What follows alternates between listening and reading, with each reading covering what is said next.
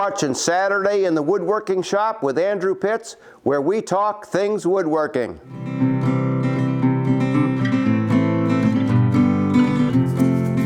Well, my last video elicited quite a response.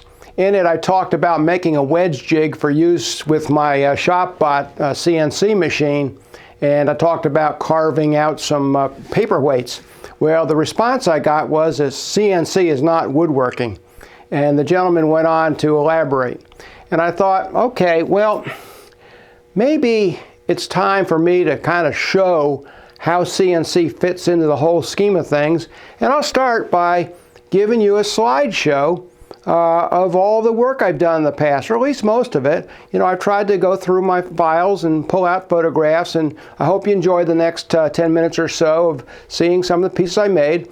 Some of it I've incorporated CNC into. Most of it's not. Most of it hasn't even been in a video.